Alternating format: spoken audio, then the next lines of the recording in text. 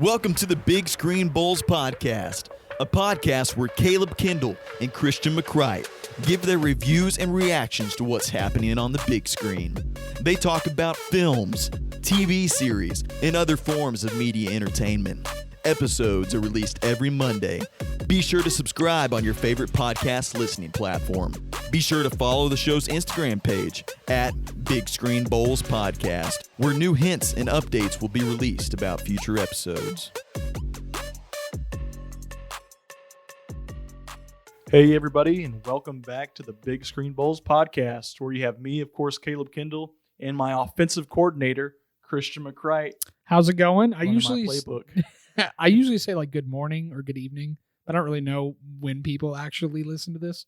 So good whatever time that you're listening to this. How about that? That works. Yeah, I was going to say, we've got, heck, I even ran the recordings on it. There's some people that have listened to this at like 2 o'clock in the morning. So kudos to you guys that are so dedicated to our podcast that you're listening to it when somebody's probably telling you to go to sleep. So, yeah.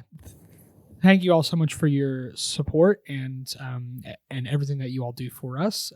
This is just really fun for us, and it's just an enjoyment to sit here and talk about things that we love. So exactly, and to everybody's anticipation, we are going to finish up a series. So this is an official podcast that we are finishing up how many parts is this now, Christian? This is the fourth part. But this is going to be our 10th episode. Yeah, this is our 10th episode. This is our 10th episode anniversary. just like a middle school relationship, you got to post every 10 days. Yes. Oh, and by the way, we've been together for 2 months and 3 days. The love of my life. This podcast. That's funny. We're going to finish up our ranking of the MCU Universe movies.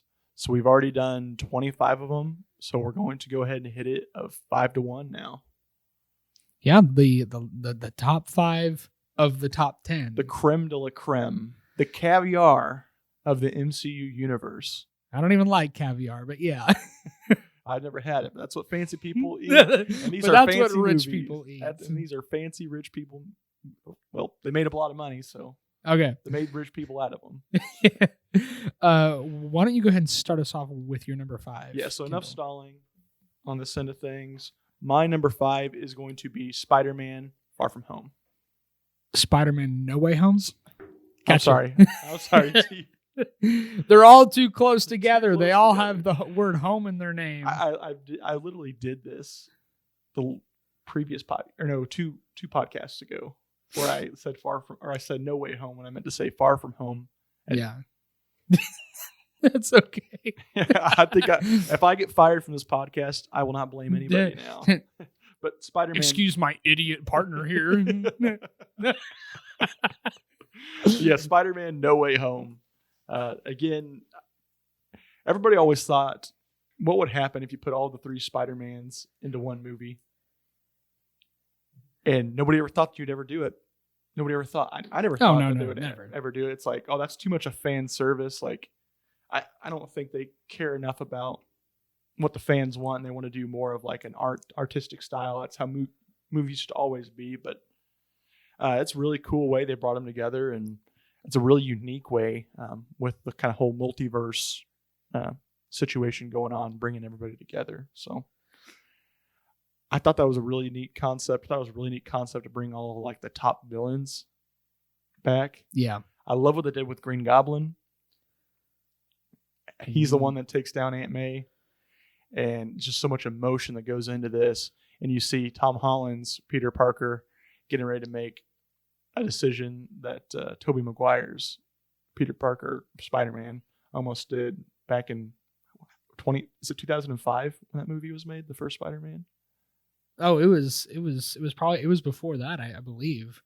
It might have been 2002.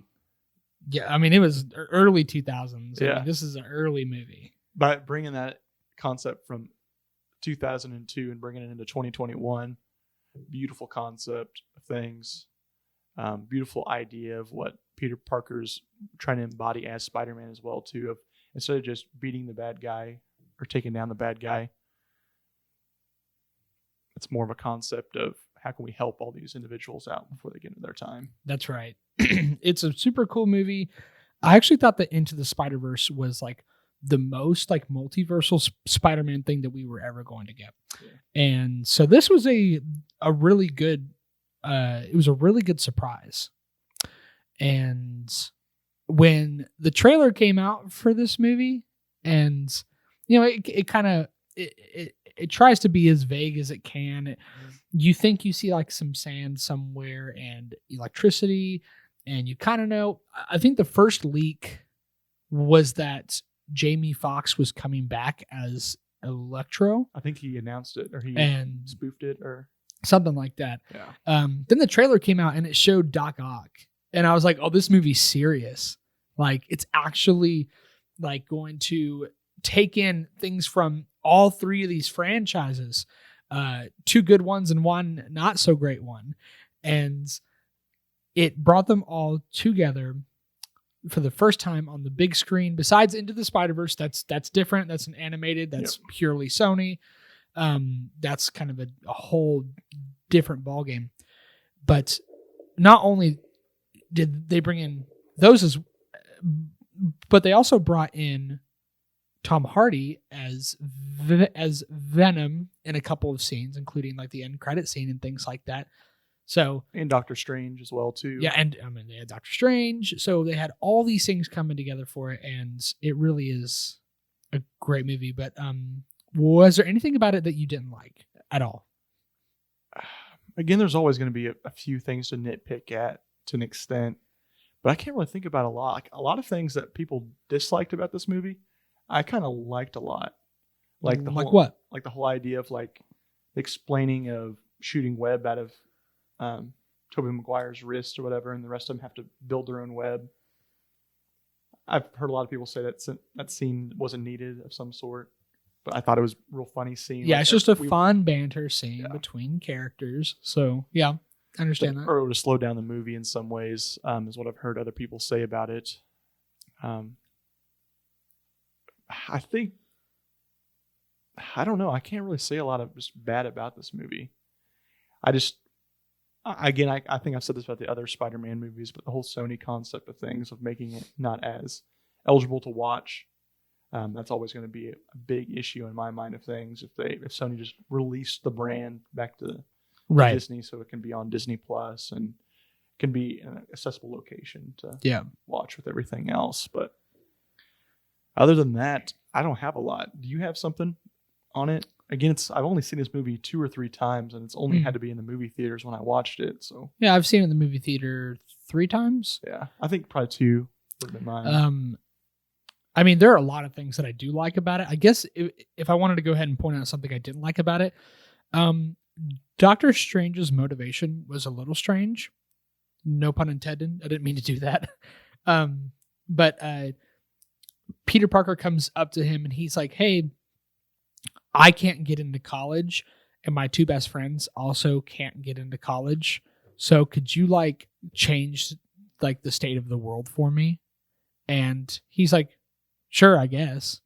And that seemed really reckless. Like that seemed really like out. Not it was pretty out of character. Yeah, I would say that it was kind of from a sorcerer, Sorcerer Supreme. Yeah, well, I mean, and technically he's not the Sorcerer Supreme. Well, he's whatever. Supreme. But that was still really like immature of him to use, and the fact that it could just get broken by like. If only you guys could see our faces right now. That's an old joke going back to high school times. Anyways, it got me laughing. But I get what you're saying. Yeah. Though, where Doctor Strange is more of like a meticulous, like he was able to see 10,000 ways of, or more than that. He has all this power. Yeah. And the spell is broken by Peter Parker not being able to shut up. Yeah. And he could have just prefaced to him beforehand, "Hey, is there anything we need to go through before we start?" Or, "Hey, don't talk during this entire thing. Otherwise, this spell could break and you could cause chaos and whatever." Yeah. None of that was prefaced. He took no precautions at all. He just told him mid-spell, like, "Hey, you need to stop doing that." then bad things started to happen. Yeah. That's the only thing that I can find that's really wrong with the movie, like really bad with the movie. And so that for me, that drags the plot down a lot because it's so dependent on this one event happening that is very out of character for Doctor Strange. That's the only thing that I think is not good about the movie. I could agree. But other than that, the movie's great, and whenever I get to it, then I'll go into more detail about that. Yeah, heck yeah, that's my number 5 though. So, all right, what's your number 5? Guardians of the Galaxy. I love the first Guardians of the Galaxy. It was a very big surprise. We talked about last time how like I had no idea who these characters were. It was a very strange concept. Chris Pratt was a very new face for me. I watched bits and pieces of Parks and Rec during that period of time, very small bits and pieces. So I was completely unfamiliar with all this. And it ended up being a huge hit. It was, not only was it hilarious, and it's still funny, it's one of the very few Marvel movies, in my opinion, it's one of the very few ones that is still funny, that when I watch it, I still laugh out loud, I still have a good time, I still want to hear those jokes. Yep. With things like Ant-Man and the Wasp, Thor Love and Thunder, even Thor Ragnarok to an extent, humor can really, humor is something that has come with the MCU films, and it can really drag down your characters and your plot and your tone if you're not careful. But I think this movie does it perfectly. This movie not only uses humor to its advantage because these characters are not well known, but also everybody's super charismatic in their role. It's visually still super impressive, and it came out like in 2014. That you have one character who literally just says like 3 words like the entire time, and it's and the world blew up. Like the world's still freaking out about I am Groot and how much money Vin Diesel's getting paid just to say that and have his voice altered a little bit. That's it. Like that's nuts. The success this movie had was unprecedented, and it wasn't unjustified. It's super hilarious. The soundtrack is amazing. I love the soundtrack. Chris Pratt as Star-Lord, I think, is one of those like perfect casting things. I would say the best casted people in the entire MCU is Robert Downey Jr. as Iron Man, Chris Pratt as Star-Lord, Josh Brolin as Thanos, and Tom Holland as Spider-Man. If I had to do another one, it would probably be Simu Liu as Shang-Chi. Other than that, those are like the pinnacle of best casted people for these roles. And this movie is not only hilarious and action-packed, and it kind of brings the MCU into its more cosmic sense. It's really smart. It's clever. The villain is pretty bland. He's a little monologue-y and whatnot, but it kind of knows that, and it plays on that like on purpose, and that I can handle.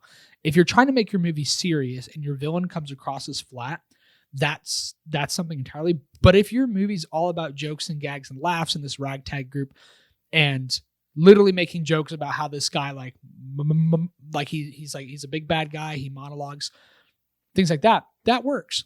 And it's also really emotional. It's a good emotional story. There's a couple of mishaps. There's like the thing with Star-Lord and him being able to hold the Power Stone that you talked about. Some of the songs, a couple of the songs don't really work for me. So they heavily rely on that soundtrack to keep the movie interesting. Yeah, and fun and upbeat. Yeah, sure. Because like most people who like this movie love the soundtrack and or have most of it downloaded on their Spotify. And there's nothing necessarily calling wrong yourself with that. Out there right now. A little bit. But not that there's necessarily anything wrong with that, but it's a factor to me.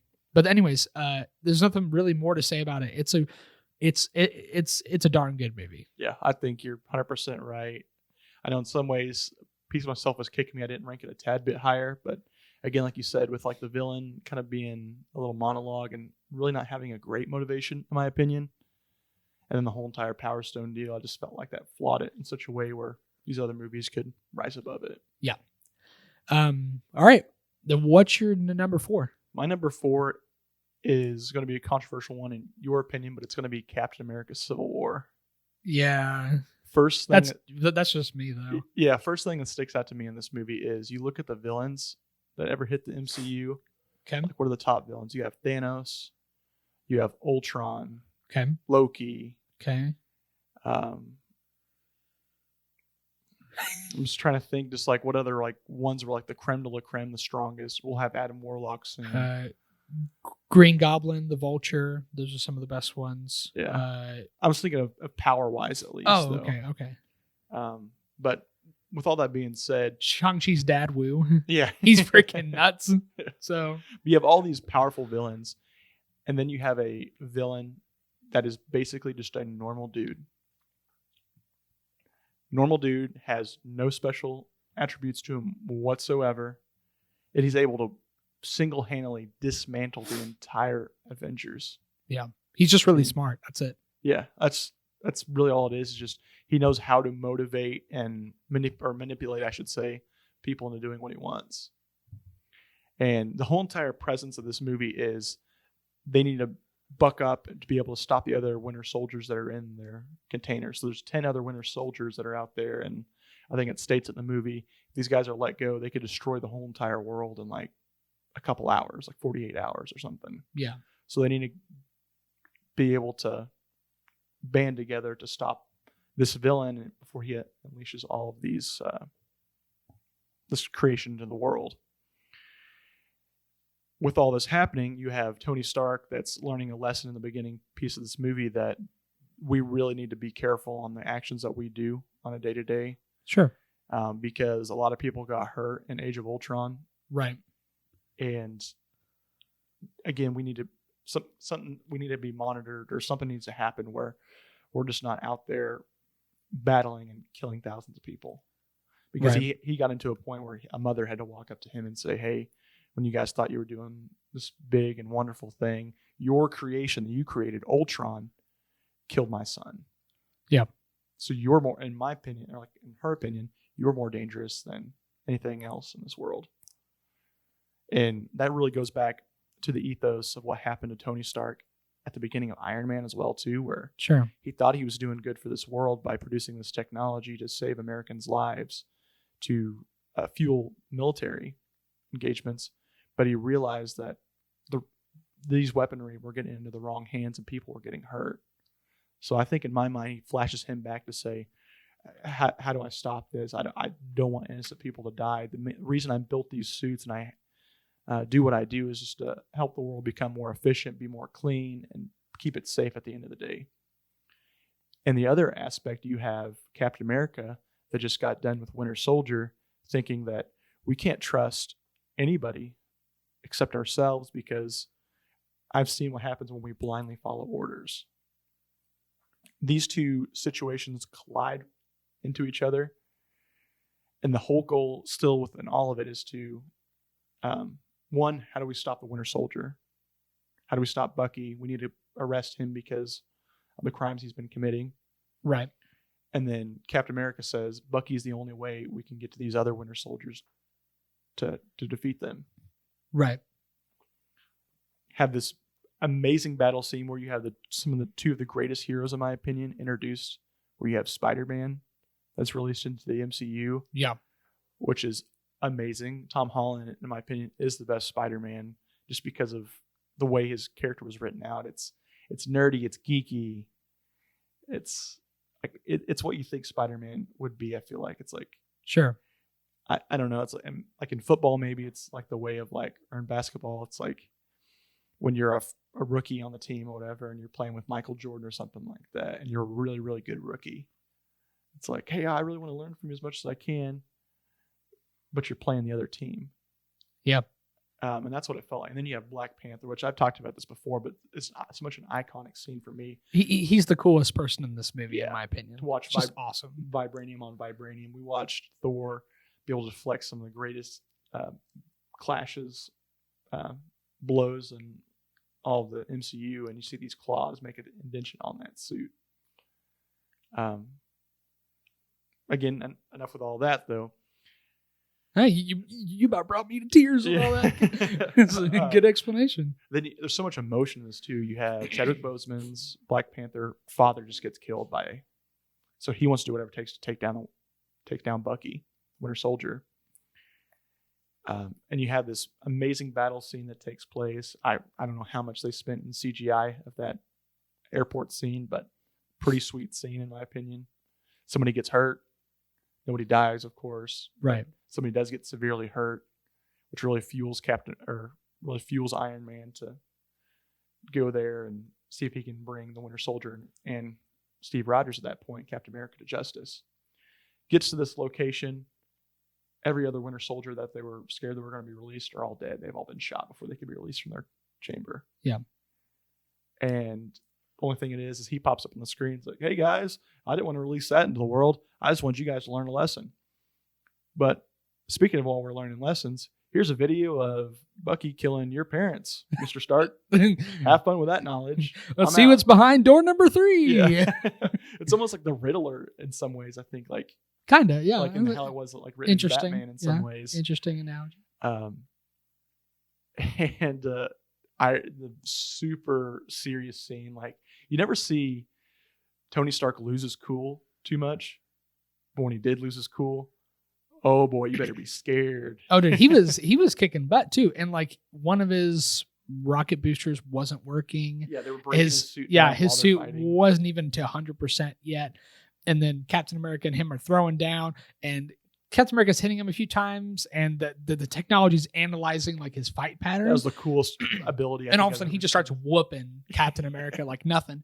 And then, of course, they have the Winter Soldier there, so who has, I think, one arm at that point. Well, yeah, he blows his arm off because they were trying to rip the core out of his chest. I mean, his arm is made of vibranium, and the blast from the chest was like strong enough. I don't think he was using a full force one, like it was a long Kamehameha wave or something. Yeah. He just made a blast come out of it, and it was enough to completely take the vibranium arm off. Well, I don't think his arm is vibranium. Oh, yet. It's not.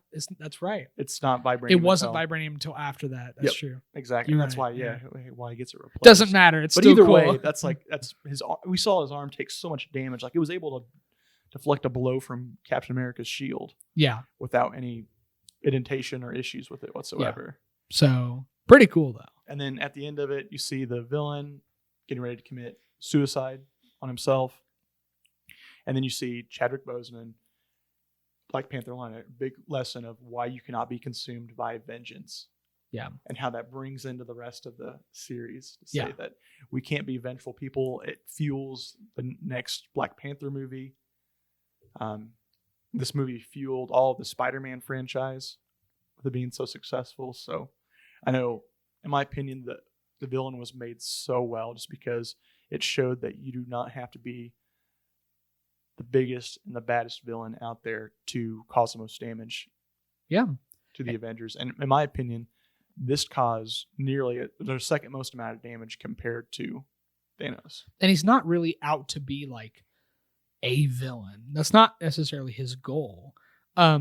He comes back in the Falcon and the Winter Soldier TV show, and he's more of like an anti-hero of sorts, and that's kind of how I see him. Yeah.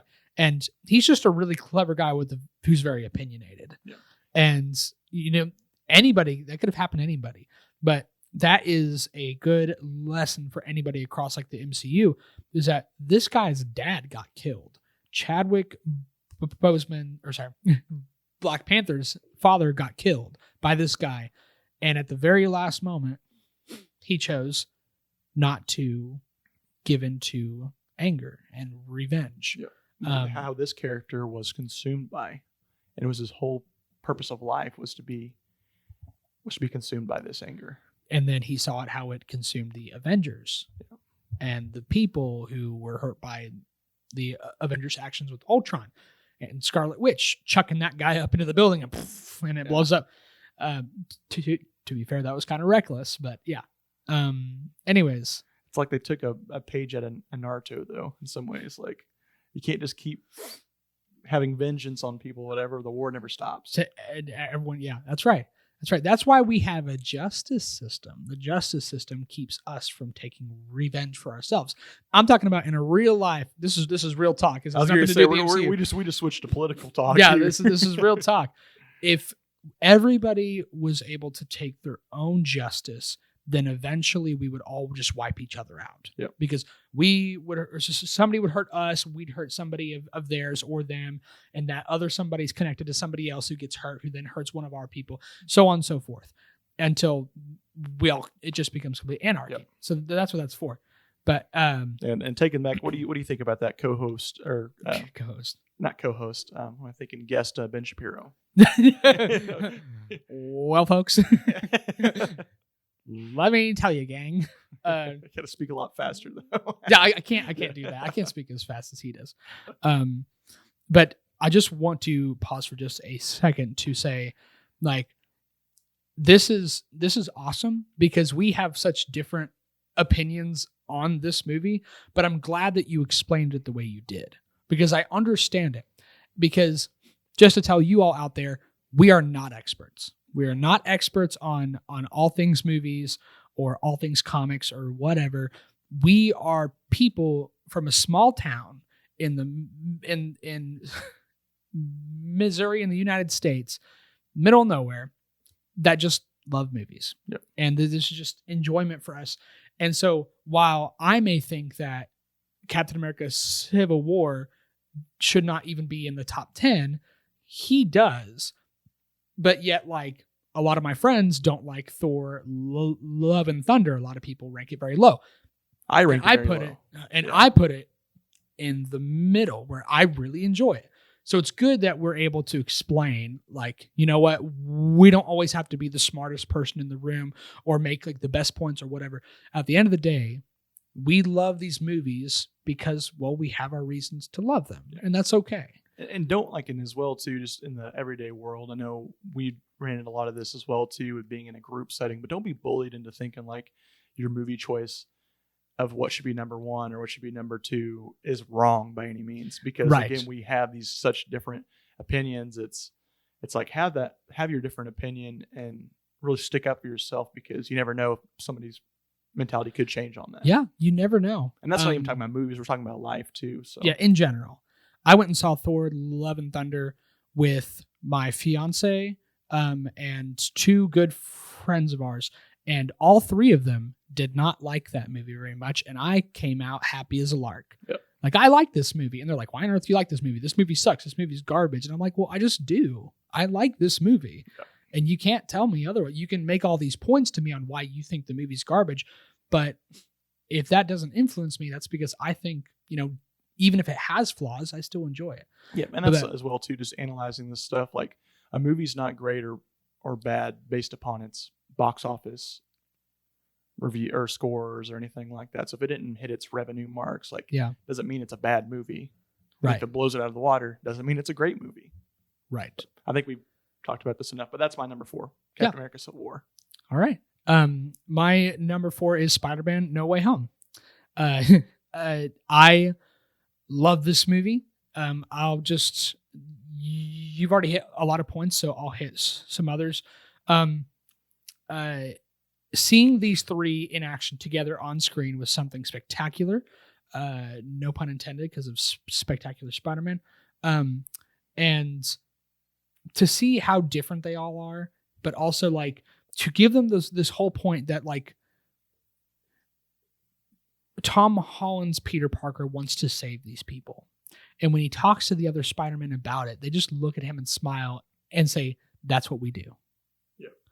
Because, I mean, at the end of the day, like Tobey Maguire's Spider-Man, he did not mean to kill Norman Osborn. It was completely on accident.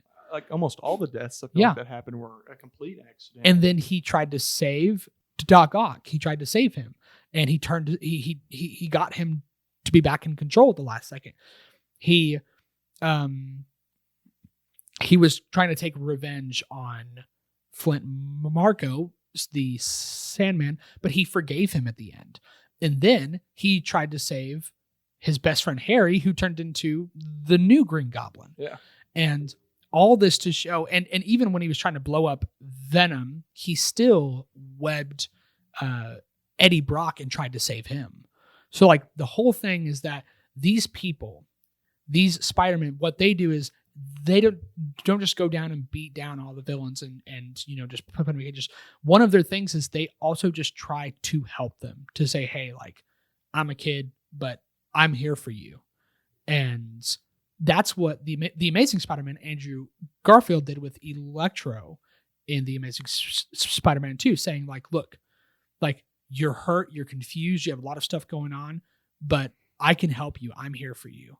And then when he refused to give his blood to Harry, then Harry is like, oh, well, you're dumb. And then Harry turns into the Green Goblin, and that movie is a whole mess. But anyways, the point is that it's so good to see these three come together and do what they do best.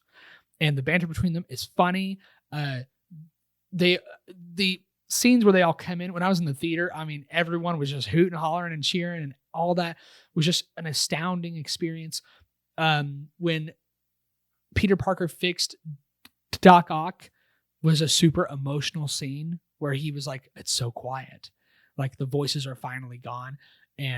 But the person who steals this movie beyond all else is the Green Goblin.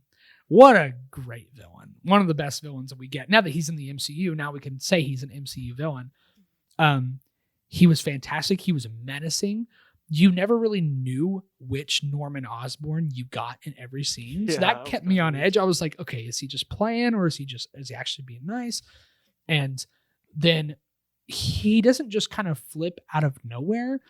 One of the coolest scenes is when they're trying to fix stuff up, and Spider-Man walks into the room and he's having his Spidey sense go off, but it's for a prolonged period of time. And so he's just kind of like, everything's blurry, and he's walking through the house, and everyone's like, are you okay? Are you okay? And then all of a sudden he webs Green Goblin's hand, and like out of nowhere, and he just turns around and goes, that's some neat trick. And I'm like, oh, this guy's nuts. The Green Goblin actually gets to physically fight him. And then all these Spider-Men band together and try to fix everybody and save them instead of sending them back to their universe to be killed. And I think that the concept is great. The execution on a lot of these things are great. The interactions between Spider-Man and Doctor Strange are also really good. And him and his two best friends are fantastic. There's so much good in here that's not just nostalgia, because I said that I don't like when movies run on just that, but it adds more to each of the characters and twists everything around on its head. And that's why this movie is my number 4, because it's excellent. The only thing that bogs it down is that thing with Doctor Strange that I said earlier. Other than that, this movie is phenomenal. Yeah. And if it wasn't for that one thing, it would have probably cracked the top 3. Yeah. And again, like, I think one of the biggest things is just like how, like, this was fan service, 100% fan service. And I ate it up. I think everybody ate it up, really. Yeah. And I think that just shows, like, and now with social media and all this stuff, like, audiences are being able to be more vocal than they ever had before, and it's able to show. And I think movie companies are actually taking mind of that and putting it into new movies and stuff like that. Yeah. So I think that's so much powerful too, especially with the movie industry struggling so much. We need to produce content that people are going to watch, or we will not make any money at all. Right. But within all that, though, I'm going to go to my number 3. Sure. Which is a movie that lives off nostalgia, and this is the first Iron Man. Yeah, I figured this was coming eventually. Yeah. Again, a movie that started a franchise. I would say at this point, Robert Downey Jr. will go down in history as being one of the most famous actors of all time, with this movie being able to be his key role. I forget how many years, 10s, possibly 20 years of Iron Man, or Robert Downey Jr. was able to play Iron Man. And this movie just made so much sense. I think it's the first superhero movie I've ever watched that made 100% sense. Yeah.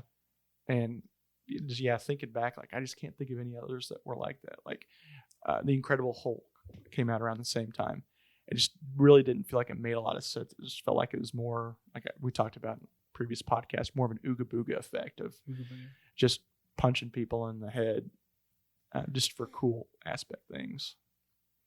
But I'll never forget this scene, and I had to watch the movie again just to be able to get it down right. But it's a scene where Tony Stark's getting ready to jump in his limo. And again, this is a pre-Tony Stark that's just so arrogant, so cocky.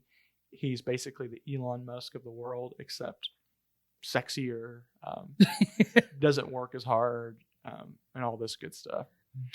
Doesn't own Twitter. Doesn't own Twitter. But he's getting ready to jump in his limo. And this reporter comes up. Mr. Stark, I got a couple questions for you. He's like, okay, let's answer some questions. It's like, what do you think about being called the Da Vinci of our time? It's like, well, that's stupid. I don't paint at all. that's a bad comparison. So I get you to laugh. And it's like, well, what do you think about your other nickname? Or she responds, what do you think about your other nickname, the Merchant of Death? He's like, well, I think to that of whenever the world doesn't need weapons, we'll go ahead and change Stark Industries to be making beams and bricks for baby factory or baby hospitals. Yeah. It's like, do you say that in front of a mirror? Before do you rehearse that a lot? Before I go to bed every single night. So well, I just want the real answer, Mr. Stark. And he says, you want to hear real? My dad preached that peace is the person that carries the bigger stick. So that's very, she responds back, that's very convenient for a guy that sells sticks. It's like, well, my father worked on the Manhattan Project to defeat the Nazis. Yeah. A lot of your professors that were at Brown University would say that he would be a hero. It's like, and some would say that he was a war profiteer. And he comes back and says, so are you just going to report on the military aspects that Stark Industry produces? Are you not going to talk about any of the millions of dollars we funded into crop research with Stark Technologies and medicine funds? All of that funded with military budget, which is an awesome point. She responds back with, do you ever lose an hour of sleep knowing what you do and build? And he responds back, I'm willing to lose a couple hours with you. That was so weird. I just such a. I don't that know. Is when you knew, like, yeah, this is Tony Stark. Yeah, exactly. That's like a superhero. That's like we always see these superheroes with Spider-Man, like the underdog that comes back to win it. Like that wasn't Tony Stark though. It wasn't cookie cutter. It was a complete different animal, is what he was. Yeah. And then you see him learn such a valuable lesson where I know we talk about the antagonists of dang it, what is this? Either way. Obadiah.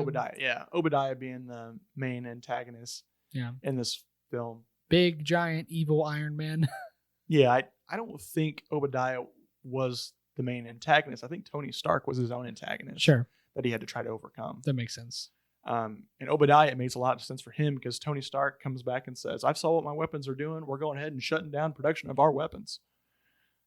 Like, Tony, you know that the company will like shut down because of you doing that? I'm not about to let everybody lose their jobs because you ran into a life crisis. Yeah. We're going to continue to employ our workers. We're going to continue to build weapons, and we're going to continue to go on the same trajectory we're going on right now. Right. And Tony's like, nope, we're done with that now. I'm going to work on these other side projects now, and I'm not going to work a single bit. That's like, it's almost like Bruce Wayne going into Wayne Industries and saying, yeah, change everything we're doing. We're just going to completely change this multi-billion-dollar company that's owned by me. Yeah. A couple shareholders. Yeah. So that's my take on a lot of this. Is Obadiah in some ways pretty cheesy? Yes. Oh yeah, 100%. As some aspect of this movie pretty cheesy. Oh yeah, 100%. It was made 2008. Yeah, 2008 was when this movie was made. Yes. So, but again, it built a story. It built a real story, a superhero franchise that was based upon felt like a real person, not some underdog that they made in a factory, or a superhero that was designed in the 1940s that you could tell it was from the 1940s, like a Superman or whatever else it is. It was a deep character. And this deep character learned everything from the first movie he did to the last. Okay. That's a good explanation. I like it. we're into my number 3, right? Numero tres. My number 3 is Avengers Endgame. So it's not number 2. Avengers Endgame is number 3 because, one, yes, it runs on a lot of fan service. Time travel stuff is always a little hard to follow. And sometimes you can find little things you can pick at and whatever, but I try to push that aside because, this movie's all about just like revenge against Thanos, bring everybody back. And that somehow took 3.5 hours. And so this whole movie is like a trip back to different locations and periods of time and things we've already seen before, but adding a new twist on it and a new mission, a new goal. I don't love the Smart Hulk transition. It came out of left field. There was no precedence for it beforehand. I love how in Infinity War, Hulk and Bruce were having issues. It never seemed like that was resolved. They made it seem like the Smart Hulk was the resolution. Like, Hulk was having issues after Thanos beat him. And so now our solution is just to basically join minds or join something. It doesn't even explain it. I don't really know how that works. And now we're Smart Hulk and didn't love it. Bro Thor was interesting. Like I do like this part of it. Like he lost most everybody that he knew and loved. And he couldn't hit Thanos in the head in the moment that he needed to most. And so because of that, he became like a fat gamer who drinks beer all the time. I mean, it's funny for a little bit, but then after a while, I'm like, okay.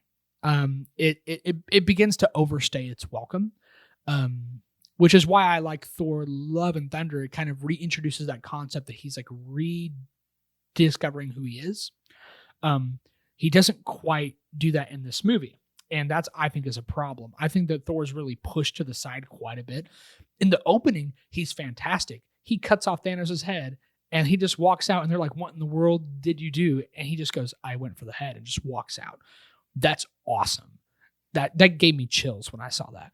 And then that's like the last cool thing that Thor did in this entire movie. I mean, he talked to his mom, which was really sweet. And he like got the hammer from like back in time. He's like, I'm still worthy. But other than that, he was kind of whining and complaining the whole time. And I understand that he went through a lot, but he just, it seemed like they more used his character to play off for jokes, but this is supposed to be the culmination of the big 3 versus the big 1. And it felt like only 2 of those 3 characters really got something. I felt like Thor was pushed back a little bit. Other than that, the action scenes are phenomenal. Once again, you have all these characters never been done before again. So many of these movies are like, oh, this has never been done before. And we keep saying that for all these things. But at this point, no movie had more crossover characters than this movie did. And the portal scene is now like one of the most iconic scenes in the entire franchise. The entire movie franchise. Yeah. The music is phenomenal for it. The score by Alvin Silvestri is fantastic. The Russo brothers have done a great job, and I'm glad that they signed them on to do Civil War, Infinity War, Endgame, Captain America, The Winter Soldier. They're fantastic at this stuff, and I hope that they continue to do more things like this. But they're bringing together all these characters in the final battle, the final culmination against a slightly different Thanos. He kind of like forgoes his whole like purpose and meaning and like the strongest wills and things like that, and he kind of trades it in for like just being the big bad villain. Like, oh, I'm gonna shred this universe down to its last atom, and I'm gonna rebuild it in my image and whatever. And that doesn't seem like the same Thanos as the first movie that everyone fell in love with. But at the same time, it's not the same Thanos. It's the Thanos that was 10 years beforehand. Right. And because of that, because we have this certain attachment to Thanos from Infinity War, I feel like in Endgame, that kind of takes a step back. And now it's kind of back to just, oh, he's a guy with a double-bladed scimitar thing.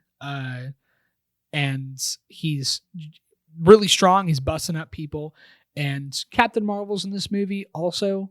She flies through some ships. Also, she's stronger than Thanos, I guess. And they have a scene where like all the female heroes come together. That was pretty cool. I wish they would have done more with that and would have done more for all those characters instead of just like one small scene with them all in it. I wish they would have done more with each of them. Pepper Potts got her own Iron Man suit. Super cool. The motivations for each of the people who were left after Thanos' snap. I mean, you can see how much they're hurting and how the world is trying to move on but can't. And it's an emotional ride. It's a fun ride. It's really long, but I'd say the best part about this movie was not Captain America wielding Mjolnir, as cool as that was. That was cool. The best scene in this entire movie, I think, is when Tony Stark gets to talk to his dad. And I love that. His dad, I'm so glad. Yeah, his dad turns to him and goes, "No amount of money ever bought a second of time." So your dad sounds like a smart guy. Yeah. And it's such a powerful scene because not only does that mean everything for him as a character, but also in real life for us, that's something I've used like nowadays. Like after hearing that, and I've talked to certain people, and there are people in our society nowadays right now, since I just graduated from college not too long ago, that are very money oriented, and they're willing to push people and things aside for it. And it's important to realize that no amount of money in the world can buy you a second of time, because sure, people say money can't buy you happiness, and other people say, well, money can buy you things that can make you happy. But Tony Stark is the embodiment of how that doesn't work. Yeah. Well, I think as well too, the biggest thing that it hit me on was how many times and stuff like that would, like, you could think to yourself, you had a loved one that you just love to see one more time. One more second. Yeah, one more second to spend with them, to talk to them and ask them questions and stuff like that. Except in Tony's opinion, he can't let the other person know who he is. Yeah. And that's a whole nother level of anticipation with that, but he's just like tense. It's like it's emotional. Yeah, he's doing his best not to break down, but he still has a mission to do. So yeah, I mean, just real quick before we move on, I graduated from C of O not too long ago. I graduated after most of my friends. It's a college of the Ozarks. Yeah. If there's ever anybody that's listening to this podcast that's not from this area. Sure. But. Yeah. And most of my friends graduated before me. I got to graduate with my fiance, but she was doing student teaching. So she was already off campus and doing other things. And I was still on campus. And I didn't have, I still have friends on campus, but I didn't get to see them as often. And when I got to leave C of O, it was very anticlimactic. And I kind of just packed up my room, and the guy came and helped me check my room out, and I gave my key back, and I just looked back and I left. And on my ride out of the campus, I was thinking to myself about that quote, no amount of money ever bought a second time, because I was thinking what I wouldn't do to just go back to work on campus and to see my friends on campus for one more day. Yeah. And anyways, so that's my favorite scene in the whole movie. And this movie does a great job of bringing together all these emotional elements and these characters, except for Thor, I think, in my opinion. And it makes you also excited to see what's coming in the future. But anyways, that's my number three. Yeah. Nice. Well, number 2 is Avengers Endgame for me. So okay. I'm honestly going to ditto a lot of. I think that somehow you were able to see my notes from over there. Going to talk about Endgame because I think you really hit on the point. I didn't see your. Okay. Either way, you hit on every single point I had highlighted. I did not listen to any of your past 3 picks. I just spent the entire time reading whatever it is you had on that paper. Joking, not joking at the same time, but no. I'd say the only thing that I would disagree with you on would be the whole entire Thor aspect of things. Okay. Thor, in my mind, has never lost anything ever in his life. Thor's never like really like lost a lot. Like first movie Thor, he became unworthy because he's being brash. He figures it out in the time of a movie, a couple days tops. Second Thor beats villain no problem, saves the girl, beats the villain, everything's hunky dory. Third Ragnarok, he has to sacrifice his eye. He lost his dad. He did. Okay, he did lose his dad. His dad wasn't. It wasn't his fault. His dad wasn't important. Forget that guy. It wasn't his fault. I guess you could say that it was his fault though in the second one when he lost his mom. Yeah. But like really losing like a battle or anything like that. Like he's always completed the objective. Right. This one he didn't complete the objective at all. And so completely and utterly lost. And it was all his fault in his mind. Because he wasn't the one to kill Thanos. Yeah. So Thanos was able to snap because of his arrogance to try to wing him almost so he could say something else to him to be cheeky and funny. Yeah. So because of that loss, half the world, half the whole entire universe had to die. And he has to try to live with that. So then he's having to live with the fact that, okay, my brother's dead now, person I was closest to, Jane Foster's still gone, my dad's gone, my mom's Heimdall's gone. dead. Heimdall's dead. Everybody I had in my life is completely gone. And I lost. Got no home. Yeah, and I lost. So you're really seeing Thor finally kind of soak all that in, I think. Sure. And that's really brings him to such a depressed state that he's playing video games and becomes more of that bro Thor. Yeah. I thought it was a funny deal because like every girl I kind of knew at the time was like, oh man, I can't wait to see Chris Hemsworth in this new Thor movie. It's going to be the best Avengers movie ever. They're going to make him bigger and stronger and all this stuff. And he had to put on a fat suit for the whole entire event. So yeah, it was true. It's very ironic in my opinion. I thought that was pretty funny. I just smacked my face into the mic. I'm sorry. You're a big thud in this podcast. Yeah, sorry, my bad. Go on. But I would say, yeah, Captain America, super fun within this movie, being able to wield more. Yeah. And then being able to swap off weaponry while they're hitting Thanos with it. Oh, yeah. Swap off Stormbreaker and Mjolnir. Yeah. He's like, no, you take the small one. I want the big one. Yeah. You get the emotion aspect of Tony Stark bringing back Spider-Man. He was kind of the protector of Spider-Man. He gets to come back. Yeah. And you get to see some goofy scenes of him running around in his new suit, having more fun with that and seeing more pieces of that. And for Tony Stark to make the ultimate sacrifice. Yep. Yeah, Tony Stark to make the ultimate sacrifice. And I think one of another super powerful, and there's a million powerful scenes in this. When you see Scarlet Witch, you took everything from me. I don't even know who you are. Yeah. Thanos' response. And just how spawned a great amount of memes along the way. Yeah, 100%. But like, how mad would you be? Like, somebody that completely ruined and utterly destroyed your life. And not gave you a second thought. You don't even know who you are. Yeah, doesn't even know who you are. Like, oh, I don't care. Yeah. At that point. Yeah. So but yeah, cool. Like you said, Tony Stark's last sacrifice to end it off, and you see Steve Rogers choosing to stay back in time. Yeah. I think one of the greatest memes I've ever seen, and like I say meme loosely because it's not funny. It's just like a captioned set of pictures.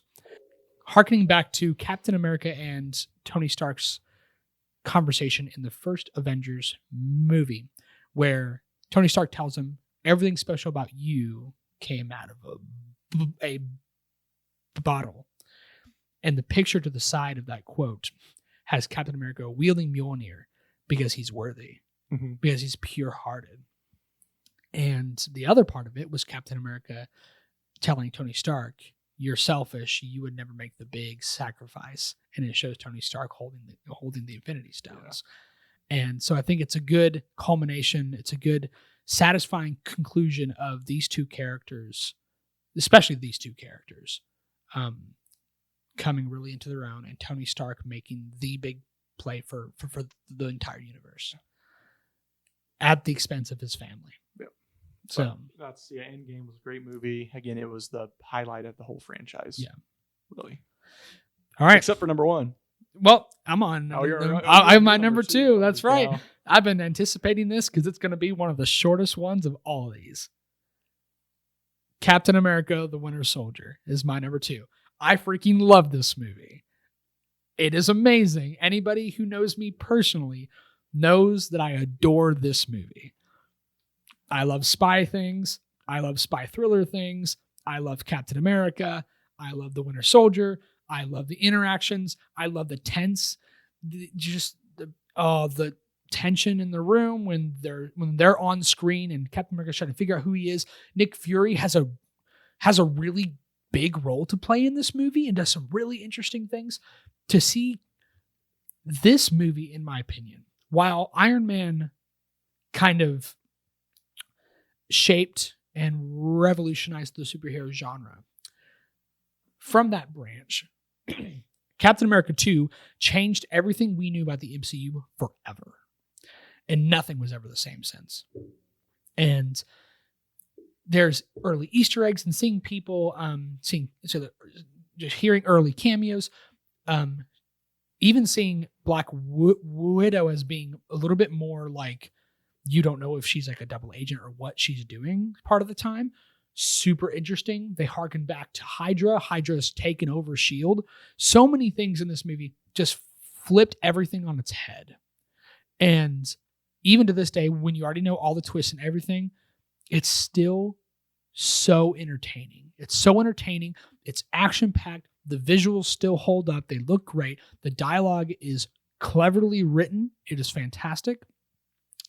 And the chemistry between all the lead characters is great. And even when Captain America is starting to not trust everybody, and that means everybody down to the last person. Yeah. And he finally figures out who the Winter Soldier is. They have their final encounter, and Bucky's about to kill him. And he's like, go ahead and do it because I'm your friend till the end, basically. Which I'm pretty sure that's what Chucky says. And Chucky, I just now put that together. Anyways, he's basically like, I'm with you to the end of the line. And even to his last breath. And we got introduced to the Falcon in this movie. Long story short, I love this movie. It's a really good spy thriller. I've never been bored with this movie. I've seen it about 12 times. This is one of my favorite MCU movies ever, and it still holds up in being tense-filled, action-packed, fantastically directed. Score is awesome. Characters are great.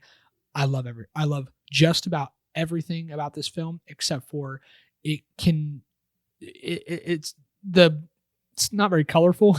So the tone of the movie can maybe on an off day can drag you down a little bit. Other than that, this movie is brilliant. This movie is pretty good. But anyways, that's my number two. So we're both down to our number one. Yeah, I just love how much. I'll cut you off here, but sure. I just love how much emotions in our voice. I'd say to anybody that is listening, wants to share this, I think this would be the one to share out of all four pieces that we did. All four series that we did, ranking all the MCU movies. If you had to share one, tell people to listen to one of them, out of any of them, I'd say this probably would be the one. It'd be this one. Yeah, I agree. So we're down to our number one. Do we want to say it at the same time? Exactly. Well, we already know what it is. Right. Is there any competition? Is there any competition that which isn't the number one MCU movie out there? That's right. 3, 2, 1. Morbius. First time we filmed this. It's Morbin time. First time we filmed this, I pulled that one on Christian because we were, of course, getting ready to say the real answer. And so, of course, we said Morbius. Joss Whedon's Justice League. No, never. One day we're going to have to do a Morbius type of review. Just everything Morbius. Yeah, that's possibly funny. one of the worst movies in 2022. I don't know if I'd be able to handle that. I don't know if I could sit and watch that again. But of course, it's going to be Avengers: Infinity War. Oh yeah. So much anticipation to build up a villain. Yeah. Only time I think I've ever seen some franchise anticipate a villain for so long would be in the anime series Naruto, bringing in Madara Uchiha. Oh yeah. That is what Thanos is to me, really, in this opinion. Yeah. In my opinion, because you have all these flunkies that come out, Loki, Guardian of the Galaxy's main villain, all of Thanos' lessers that were trying to achieve the same exact goal for him. Yeah. He just didn't want to lift his hand to do. And you have that amazing scene, of course, is like, fine, looks like I don't have to do this myself. If you want anything done, you're going to have to do it yourself. Yeah. And then he does. And he does it himself. How powerful of a character do you have to be to have one of the first scenes that you were introduced to the MCU to say, oh, yeah, you think you're all big and bad? Well, we have a Hulk. Hulk runs out and start punching him, and like his like minion, he's like waves his hand to his minions. Yeah, he's like, I'll take care of it. Let me have some fun here. Like, it's almost like you're like a CEO of a company that's like, this is just so basic and easy for me. Let me just have some fun doing this. Yeah. And he puts the whoop on Hulk. Piece by piece, dissects the Hulk so bad. Little slivers. So bad. The Hulk doesn't want to come out at all. He was defeated so badly. He psychologically traumatized this guy. He traumatized a being that doesn't have a big thought process. Yeah. He's also like one of the strongest things in the universe. Yeah. That's insane. And he shifts, able to beam him back down to Earth and say, oh, we got a big issue going on here. Yeah. And this villain, this movie opens up with Thanos already having the Power Stone that he got from Xandar. It was off screen, but he just went down there and got it somehow. Don't know how. I'm sure he blew everything up, and then he's getting the Space Stone from Thor's ship, and he's whooped Thor. He's wrecking everybody. Just what an opening scene. And really, this movie's less about the Avengers and it's more about Thanos. And that's why I like it so much. Yeah, because Thanos is such a he dominates every scene. He's the true focus. Because I think Avengers Endgame, I think that's where like they flip the script. Avengers Endgame is more focused on the hero characters. Yeah. But I think Infinity War is more focused on what Thanos is doing at all times. And it's like Thanos' mind of what he thinks himself as is, I'm a servant to the universe. Right. When everybody else is like, no, you're a murderer. And no, not quite. No, I'm a servant to the universe. Are you sure about that? No, he's menacing. His interactions with Nebula and Gamora are just like every monologue he has is just spine tingling. And one of my favorite scenes is his interaction with like Tony Stark. Whenever like he admits that he knows who Tony Stark is, that he's thought about it for a while, which is good because like there isn't many things that catches his attention. Yeah, but Tony Stark caught his attention. Scarlet Witch did not catch his attention whatsoever. Yeah, but Tony Stark did. Yeah, and the visuals are fantastic. It's this movie is dark. It's gritty. It's brutal. I wasn't expecting it to go the way it did. I knew it was going to be in 2 parts, but I didn't know how they were going to do it. I didn't think that it was actually going to end. The first movie was going to end with the snap, and then all these heroes just start being dusted. And Spider-Man's holding on to Tony Stark. He's like, please, I don't want to die. It's like super emotional.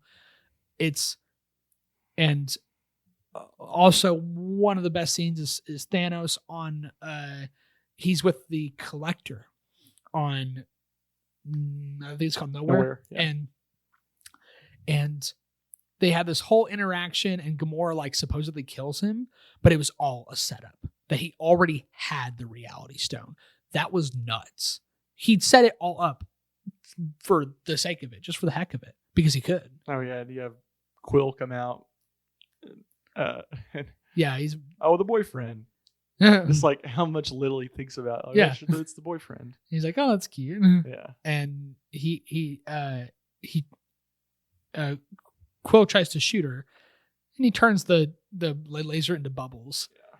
And I'm like, how do you beat that? Yeah. How on earth do you beat that? And he uses the whole Infinity Gauntlet against everybody on the planet Titan or whatever that Doctor Strange and the Guardians of the Galaxy and Iron Man and Spider-Man all come together, have hilarious interactions. They're all funny. It's all cleverly written. And the one and only thing I don't like about this movie is Peter Quill's choice to smack Thanos in the head while he's asleep. But it's more of like a plot device, like, oh, that kind of needed to happen or whatever. That's the only thing I don't like, but I guess like it could be said as like, oh, this is one of the realities where Doctor Strange says, oh, he has to do this for us to succeed. Maybe. I had a little cousin within this. Okay. This movie was so emotional for him, that scene, that he didn't at this point understand like reality and all this stuff. He's like, man, Chris Pratt's the worst person ever. And I still think to this day, he has a bias towards Chris Pratt. Just because of that scene? Just because of that scene. That's funny. Like, in my opinion, yeah, it's probably... I think a lot of people are going to be this way. They cannot see a Guardians of the Galaxy movie now without being like, you. Yeah, I mean, I can't... I mean, there's a lot of things like that. Like, he kind of sticks with you for a while. Yeah. Like, was it Halle Berry that played Catwoman or whatever? And Ben Affleck and Daredevil, stuff like that. Stuff like that doesn't leave you, man. Or Ryan Reynolds and Green Lantern. Don't you dare speak of that on this podcast. We don't speak his name. But no, almost everything about this movie is not only is it funny, it doesn't detract from the seriousness. Yep. Of the situation. Most of their jokes are made kind of when they're trying to just figure out what's going on. Yeah. But once things start really going down, all the jokes stop and everyone buckles up. And Captain America and Black Panther are running across Wakanda at a really high speed and going into that army of little I don't even know what they're called. Like, I don't know what they are, like some gargoyle type things. And Thanos is just like, he's putting the whoop on everybody. He comes in and he's got all the Infinity Stones except for the Time Stone and the Mind Stone, and he's just like using each stone to just completely bypass every single Avenger. I mean, what a great movie! What a great movie! It's emotionality of him like wanted such a big thing to destroy the Mind Stone. She's in tears and crying. He's like, well, that's not good. Uses the Time Stone, literally turns back in time. Did not matter at all. Pulls the Time Stone out like he's changing batteries on a remote control to put into his Xbox controller. Puts it in, getting ready to snap, doing his monologue deal, and then Thor hits him. It's like everyone's cheering. Everyone's like, yeah, Thor got him. And then he's like, should have aimed for the head. Yeah, bang. And then people start getting dusted, and then the movie just ends. What a wild ending. I was mad at the ending. I was like, I want to see what happens next. You can't do this to me. You can't let... And... You know what I sacrificed? That potato salad took us 3 days. 3 days. I started this company. But, man, is this movie nothing but excellent? Nothing but pure excellence. I don't think any Marvel movie could ever surpass this one. I don't think so. Oh, it's going to be very, very hard. It'd be extremely hard. And again, especially since at Endgame, you lost the most iconic influencers in MCU. Sure. Right. But I'd say that would be enough to wrap this one up. Thanks for everybody for bearing with us and really hearing kind of the emotions of the creme de la creme, the caviar, the lobster, the crab, the prime steak, the Ferrari, the Lamborghini, the Bugatti of all of the MCU universe movies. Yeah, we did it. It took us a little while, but we did it. Thanks for sticking along and listening to all these. You can breathe now. We're finally moving on to something different. Exactly. So. Exactly. Well, everybody, thanks for coming and listening to this podcast. I will say kind of some housekeeping items here just to let you guys know about. Thank you, everybody who has supported this podcast.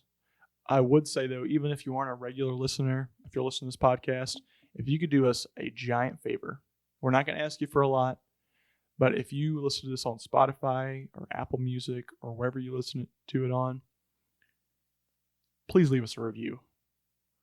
It's getting to a point that we will start to be recognized on, or we'll start to come up on different things. If you rate the podcast, we'll come up on just recommendations for people. So if you could leave a review on this podcast or leave a rating, we would thank you tremendously. And share as much as you can. This is, this has been great for us just to hang out as friends, but also the more that we get shared and the more that people recognize us, the more content we can put out and the more things we can do for the rest of everybody else. Yeah, we love to do this. And we want to continue to keep loving to do this. Yeah, it's fun, and it's just one of the things that we love to do, and that's the honest truth about it. And that's all we ask. And your money. I'm kidding, totally kidding. But yeah, we don't care about your support at all. But please, we're about to start up a Facebook page. I'm getting that going, and we have an Instagram page. So please go look us up and follow us on that. Become a part of the hashtag Bull Nation today. Yeah, follow us on Instagram and other social media outlets. And there's going to be some movies that we don't review, and we will put those on Instagram. Just kind of a small snippet reviews for you all to see. Because there's a lot of things coming out, and sooner or later we might be able to pump out some more content and be able to keep up with that as well. And if we need to hit something, again, you're always welcome to mess.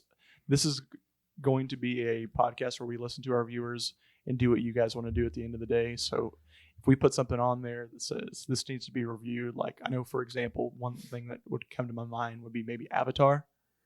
Yes. We'd be glad to do it. Yeah. So reach out to us, even give us comments, suggestions, anything comes to mind. We are slowly advancing, evolving, and we have a lot of bright things headed towards the future. Yeah. So that's it. Thanks for logging on, and we'll see you Bulls later.